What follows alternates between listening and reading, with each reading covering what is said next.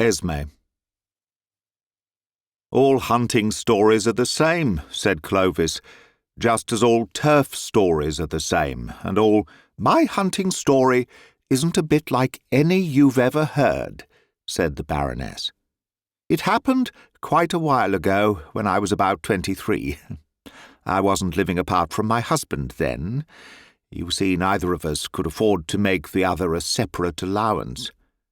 In spite of everything that proverbs may say, poverty keeps together more homes than it breaks up. But we always hunted with different packs. All this has nothing to do with the story. We haven't arrived at the meet yet. I suppose there was a meet," said Clovis. "Of course there was a meet," said the Baroness. "All the usual crowd were there, especially Constance Broddle. Constance is one of those strapping, florid girls that go so well with autumn scenery or Christmas decorations in church. "I feel a presentiment that something dreadful is going to happen," she said to me. "Am I looking pale?" She was looking about as pale as a beetroot that has suddenly heard bad news. "You're looking nicer than usual," I said. "But that's so easy for you." Before she had got the right bearings of this remark, we had settled down to business. Hounds had found a fox lying out in some gorse bushes. "I knew it," said Clovis. "In every fox-hunting story that I've ever heard there's been a fox and some gorse bushes." "Constance and I were well mounted," continued the Baroness serenely, "and we had no difficulty in keeping ourselves in the first flight, though it was a fairly stiff run. Towards the finish, however, we must have held rather too independent a line, for we lost the hounds and found ourselves plodding aimlessly along, miles away from anywhere. It was fairly exasperating, and my temper was beginning to let itself go by inches, when, on pushing our way through an accommodating hedge, we were gladdened by the sight of hounds in full cry in a hollow just beneath us. "There they go!" cried Constance, and then added in a gasp, "In heaven's name, what are they hunting?" It was certainly no mortal fox.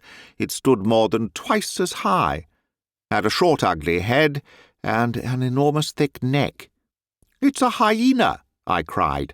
"It must have escaped from Lord Pabham's park." At that moment the hunted beast turned and faced its pursuers, and the hounds, there were only about 6 couple of them, stood round in a half-circle and looked foolish. Evidently they had broken away from the rest of the pack on the trail of this alien scent, and were not quite sure how to treat their quarry now they had got him. The hyena hailed our approach with unmistakable relief and demonstrations of friendliness. It had probably been accustomed to uniform kindness from humans, while its first experience of a pack of hounds had left a bad impression. The hounds looked more than ever embarrassed as their quarry paraded its sudden intimacy with us, and the faint toot of a horn in the distance was seized on as a welcome signal for unobtrusive departure. Constance and I and the hyena were left alone in the gathering twilight. "What are we to do?" asked Constance. "What a person you are for questions," I said. "Well, we can't stay here all night with a hyena," she retorted.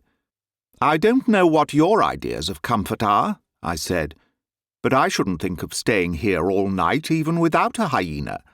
My home may be an unhappy one, but at least it has hot and cold water laid on, and domestic service, and other conveniences which we shouldn't find here. We had better make for that ridge of trees to the right. I imagine the Crowley Road is just beyond." We trotted off slowly along a faintly marked cart track, with the beast following cheerfully at our heels. "What on earth are we to do with the hyena?" came the inevitable question. "What does one generally do with hyenas?" I asked crossly. "I've never had anything to do with one before," said Constance. "Well, neither have I. If we even knew its sex, we might give it a name. Perhaps we might call it Esmé. That would do in either case." There was still sufficient daylight for us to distinguish wayside objects, and our listless spirits gave an upward perk as we came upon a small half-naked gypsy brat picking blackberries from a low-growing bush. The sudden apparition of two horsewomen and a hyena set it off crying, and in any case we should scarcely have gleaned any useful geographical information from that source, but there was a probability that we might strike a gypsy encampment somewhere along our route.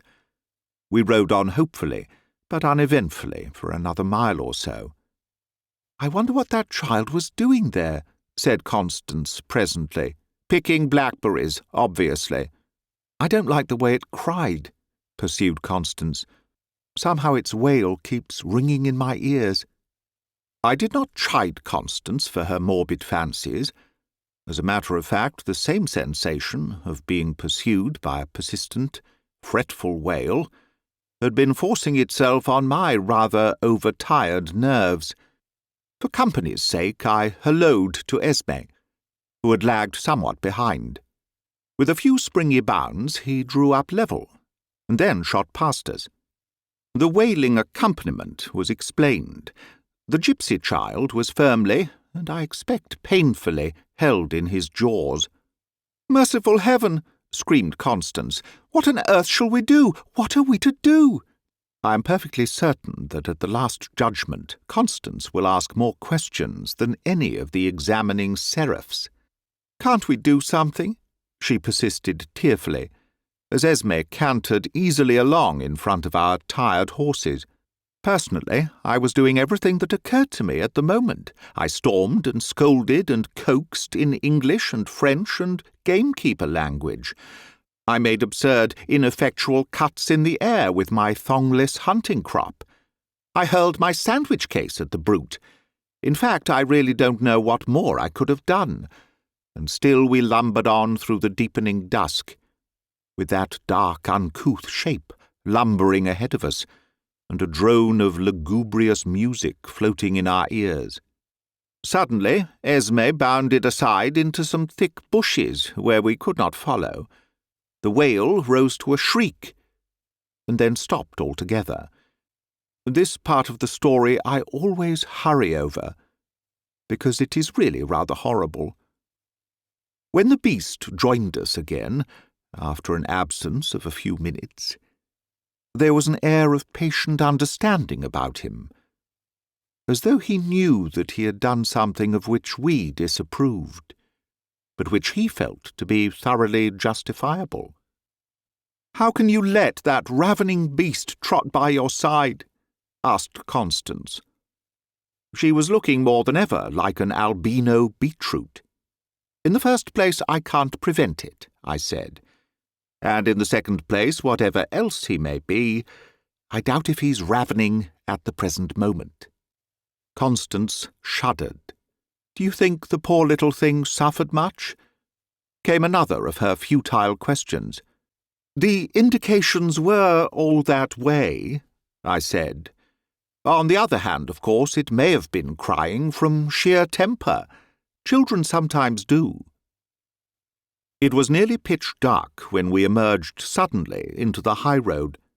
A flash of lights and the whir of a motor went past us at the same moment, at uncomfortably close quarters.